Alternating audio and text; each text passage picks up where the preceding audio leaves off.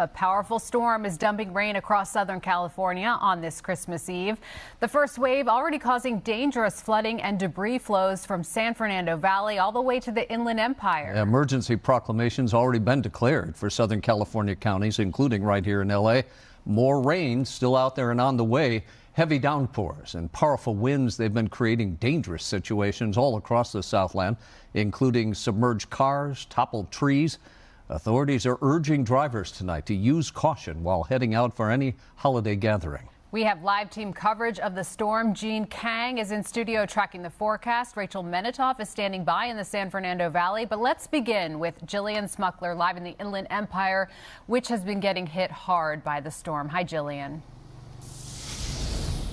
Hi, Courtney. Yeah, it's really unfortunate given it's Christmas Eve. So many families are getting together. But here in San Bernardino, a lot of them are not doing that in their homes. And that's because this storm is causing a lot of flooding, landslides, and also mud flow, debris flow all throughout the streets, forcing some people out of their homes. And as you just mentioned, the worst is yet to come. A powerful storm slamming Southern California, dumping inches of rain in a matter of hours and turning mountain communities into disaster zones. To get, 5.5 inches in under 24 hours, it's unheard of. In Hesperia, floodwaters swallowed streets designed to act as storm channels, trapping drivers and shutting down major roads. I grew up in Rhode Island. To me, it was almost comparable to one of the lesser hurricanes like Gloria. Multiple agencies are responding as conditions continue to deteriorate, especially in areas already scarred by wildfires. Hesperia's pretty good about getting out with the equipment after. They know the areas where the mud will build up, and they'll get the graders out and get that cleared. But with the holiday tomorrow, I don't think it'll be until after. In Wrightwood, residents were told to shelter in place as debris slammed into people's homes. We've been here 11 years and water's never ran with the trench down the street and everything, and taken out houses or anything till now. Timothy Needham says neighbors were forced onto rooftops as helicopters flew overhead, turning what first felt exciting into a serious emergency. This morning I got up and thought it was an adventure, but then, the neighbors started you were on the roof and getting helicopters out. I'm like, this is, a lot more serious than just an adventure. With roads washed out, some residents tell us leaving just isn't an option. I've got a full freezer, I've got a full fridge, we've got a full pantry. We don't have to go anywhere for anything. That's why many are choosing to prepare for what could come. You have this water pressure pulling this Joshua tree that's just like, vibrating, moving, and the water is holding onto this electricity line. So we're trying to charge phones and things like that before it snaps, assuming there's a good chance it will. But even in the middle of the storm, Needham says the experience is now sparking something unexpected. Inspiration to write new music. Like we turn these tragedies and these big experiences, somehow find the humanity and the heart in them, and then, reach out and connect with other people, and we all feel a little bit more alive because of it. So it caused a crash that looks straight out of a movie. A viewer sent us this video taken just before 7 this morning on the 10. The driver narrowly avoiding getting hit by an out-of-control box truck, which rolls over multiple times in the lanes. The condition of those in the truck unknown at this hour.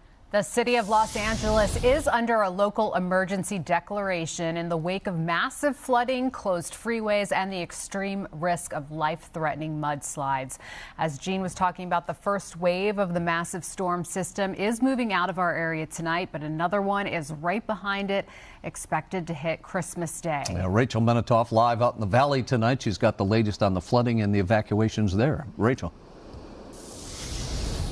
Rick, Court, good evening to you both. We're right next to the Tujunga Dam. This has been a major problem spot tonight. And based on the volume and the speed of this water, if you find yourself trapped in this, it is potentially deadly. Torrential downpours causing widespread flooding in the San Fernando Valley, turning bustling connector roads like Burbank Boulevard into impassable rivers. And look at this, a normally very busy 5 freeway closed for a period. North and southbound lanes near Lankershim Boulevard completely flooded and covered in mud. A flash flood warning in place for much of SoCal, with winds that can reach up to 70 miles per hour and 4 to 7 inches of rain over just a couple of days. Thousands of people are without power, and even more dangerous, a person in their Jeep became trapped in the raging floodwaters at the base of the Tahunga Wash. We stopped and turned around because I believe that I saw a car just washed off into the river that's obviously overflown, and there's a light that to me it looked like there was somebody standing next to it. In another case, a man in his 50s, a dog, and his cat had to be hoisted to safety after his RV got stuck on an island within the pool of water.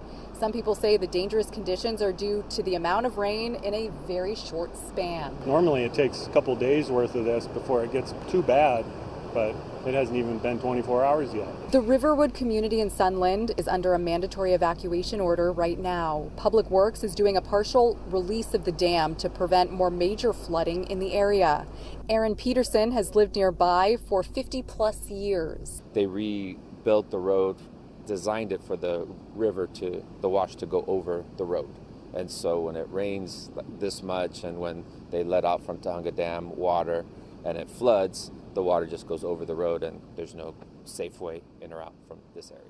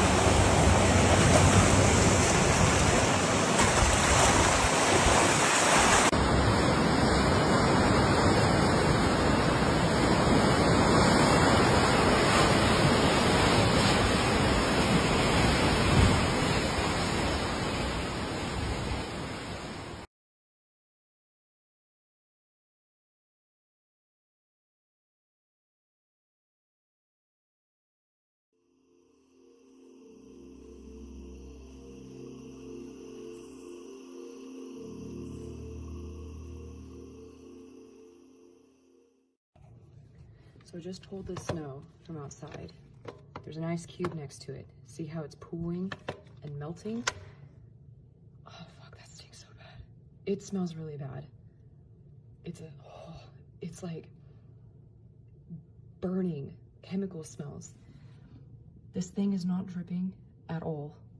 It's just disappearing. Nothing. Oh, fuck, I can't hardly do. Oh, it's really bad. You can't even let it burn for too long. This isn't snow. This is something else. Okay. It's burning off some chemical. Yeah, it's like... Just look at the flame. It gets bigger. See yeah, that? Holy shit. It's burning some type of chemical. Oh my god, so close. Yeah, there's something mixed into it. There's something in it. It's like it's getting some kind of fume or something. Right. Because some of this is still kind of wet. See right down there? Mm-hmm. That one is, it's kind of like moist, but nothing is dripping down still. There should be something pooling down there. Nothing. And it should have a been terrible chemical odor. Oh, whatever this is, it's like, it's going to get into everything.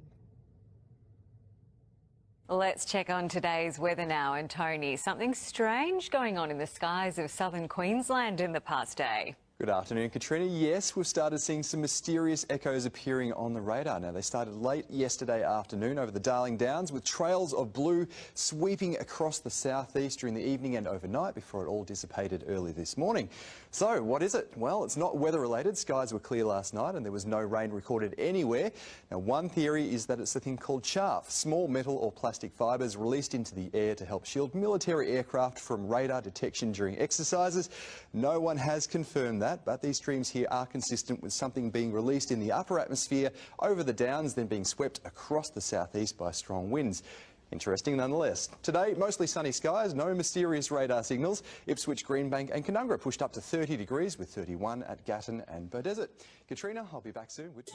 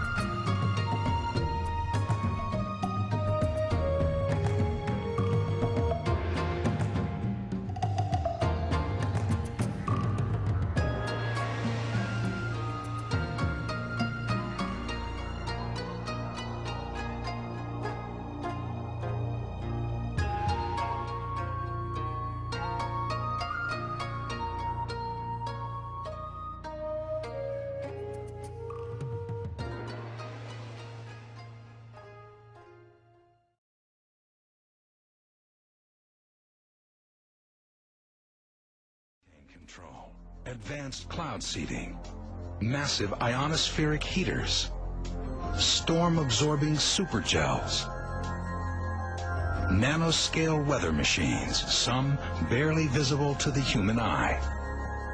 All of these technologies exist in some form today, and many of them are being tested at this very moment.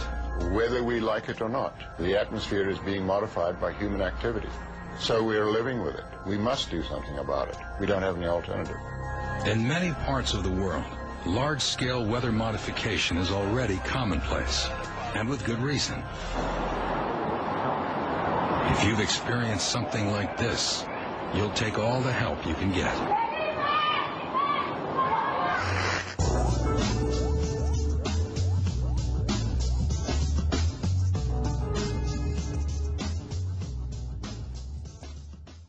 With some weather modification programs dating back 40 years, cloud seeding is the oldest and simplest weather modification technology.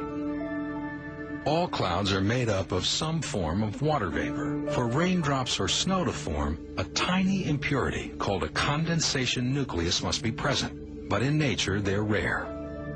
Cloud seeders use airplanes to inject impurities into the clouds. The water vapor forms droplets around these nuclei, eventually growing 100 times bigger, big enough for gravity to pull them from the sky. In a standard seeding scenario, the cloud bottom plane flies below the base of the cloud and releases silver iodide particles into the warm, rising updraft. The cloud top plane pierces the cloud core and drops dry ice directly into the supercooled vapor region at high altitude. This is Tad Delsing. He'll be one of the pilots flying out for today's seeding run. It's his job to prepare the plane for what might be a rough ride today. Along with typical fueling and flight check tasks, Delsing also needs to fill the silver iodide seeding tanks. Then he'll wait for Geiger's call. Cloud seeding pilots are not typical fair weather flyers. They spend every day penetrating weather normal pilots avoid. Unfortunately, doing this type of job, you're going to have some encounters, no matter how careful you are. Pilot Kyle Spencer will be flying the cloud top plane today. He's had his share of frightening experiences. Been struck by lightning numerous times. Most of the time, the lightning will just hit like the wingtip of the aircraft. The Cloud Warrior's worst nightmare? Getting too close to the enemy. My very first season, a hailstone came right through the windshield of my airplane and just grazed me on the neck and ended up in the back seat. Still about a baseball-sized hailstone laying in the back seat of the airplane. Back in his office, Geiger's making his final decisions about today's seeding flights. Anything that deals with weather, forecasting, or just the general environment out there, you do have to have a little bit of luck and art and some science, of course. It's more observation, getting an idea, your gut feeling for what that storm may do later on as it continues to mature and grow.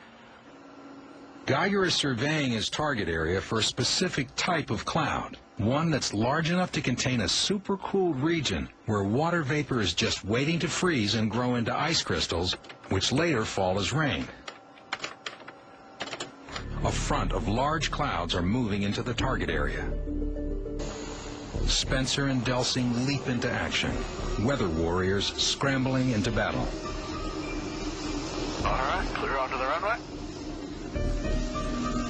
As Kyle heads for the high-altitude cloud tops, Tad will cruise close to the ground and prepare. All right, we are airborne. Wheels coming up.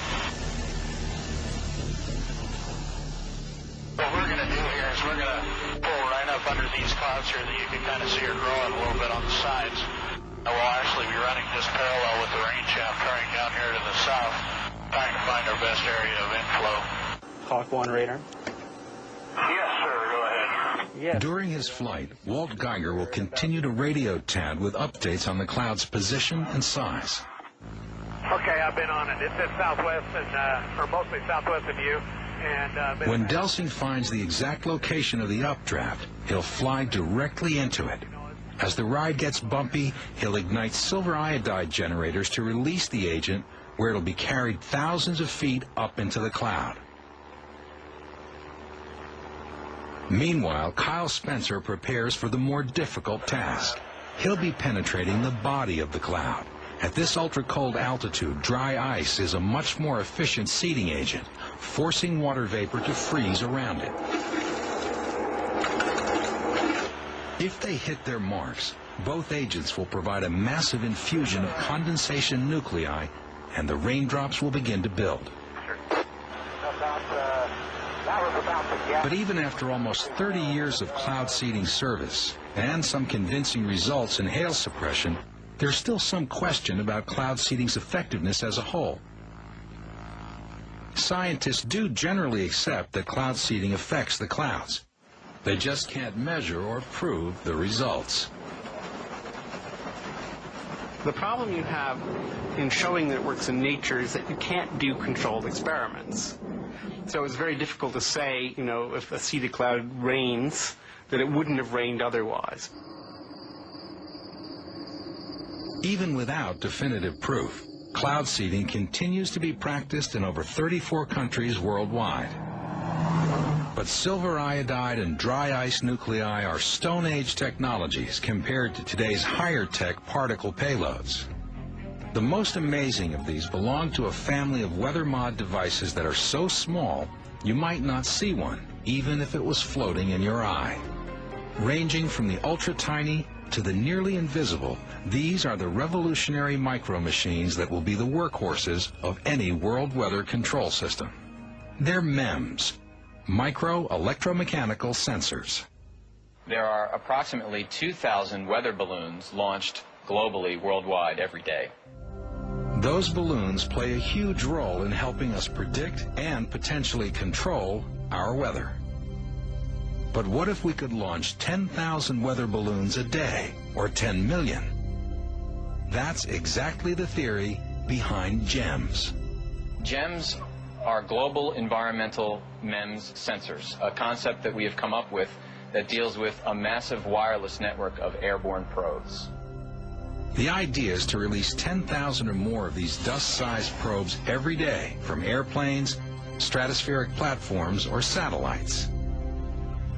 Like weather balloons, the probes would monitor weather information over every kilometer of the Earth's surface at a resolution that is today unheard of. We envisioned that the GEMS probe itself would have a bio-inspired design, something like a maple seed or a dandelion seed that actually incorporates the constructs of nature to achieve aerodynamics and buoyancy. With an ongoing stream of millions of measurements, the accuracy of our picture of the atmosphere could improve 1,000 times over. There's every reason to be optimistic that simply having more measurements of the atmosphere will lead to improved forecasts. It's also possible that the GEMS themselves could be made to play an active role in cloud dynamics. In effect, cloud seeding with 1 million microscopic computers. We could potentially use these very small devices either as cloud condensation nuclei to seed clouds the way that current weather modification is done, or potentially something even more futuristic would be to actually have the devices be active, where they could introduce some perturbation into parts of the atmosphere to actually modify the weather. But if GEMS are heavier than air, what will happen when these millions of probes finally fall to Earth? When the GEMS probes land on the surface, either in the water or on the land, they would continue potentially to provide surface observations. But what about the ones that end up on your picnic table or in your hair? At the sizes we're talking about, if you actually inhaled one or got one in your mouth or one in your eye, it would probably be no different than, say, a speck of dust or a particular particle in the atmosphere that you would get in. You'd probably sneeze it out or cough it up. Useful as nanotechnology will be to weather observation and prediction, there's no question that it will also play a significant role in military weather operations.